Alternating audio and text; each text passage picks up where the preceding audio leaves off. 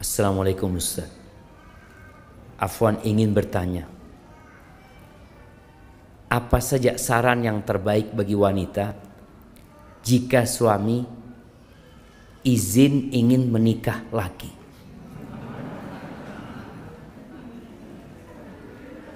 Apa sarannya? Bagaimana peran sebagai istri dan ibu yang menjelaskan kepada anak jika ayahnya sudah menikah lagi? Apakah boleh jika suami menikah lagi, istri tidak terlalu saling mengenal dengan istri lainnya? Masya Allah jemaah. Ana lihat ke belakang ini banyak perempuan-perempuan yang semakin faham tentang agamanya, semakin mengerti tentang tujuan hidupnya, sehingga tidak menjadikan nikah lagi ini sebuah hal yang tabu. Dulu orang menikah lagi itu biasa di masyarakat. Tapi kemudian datang fase dianggap menikah lagi itu perselingkuhan. Istri kedua itu pelakor. Ada pandangan seperti itu. Padahal dalam agama kita nggak seperti itu. Tapi apa saja saran yang terbaik? Maka ana lihat Yanti sampaikan kepada suami kalau memang dia sudah punya kesiapan untuk melakukan itu dan dia yakin mampu berlaku adil dan dia mampu secara finansial untuk menghidupi dua orang dan dia punya kemampuan untuk memanage konflik yang mungkin terjadi, ya tafadhol. Tapi kalau dilihat di diri suami umpamanya dia Ustaz nafkah ana masih membantu dia, berarti dia belum punya kesiapan untuk itu sebenarnya.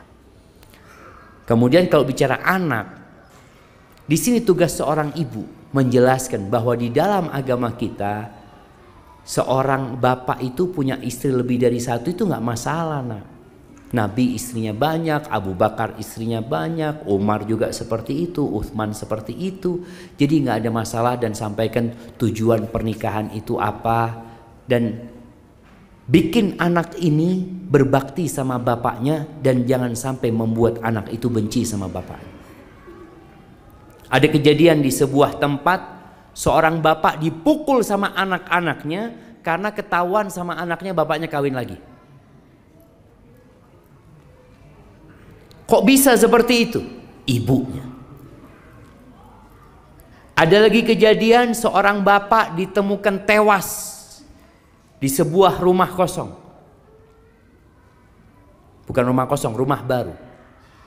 Yang baru akan belum selesai. Ternyata yang membunuh adalah anak dan ibunya.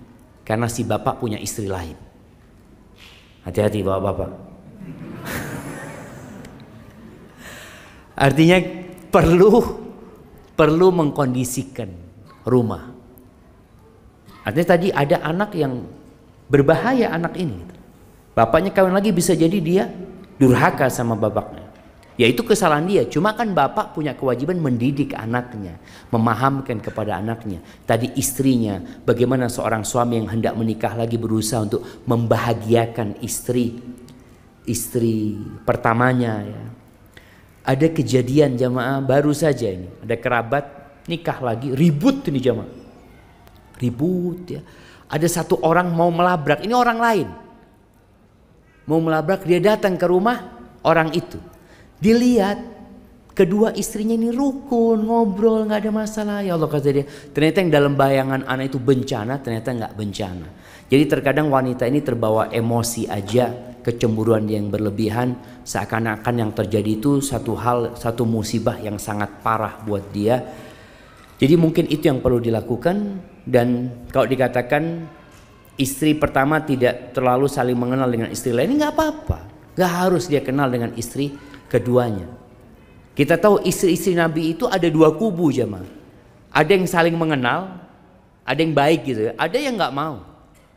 Mereka itu ya ribut ya, ada keributan di antara mereka itu biasa. Tapi Nabi juga tidak memaksa mereka ya, agar mereka bisa duduk bersama. Tapi Nabi berusaha untuk menyelesaikan konflik.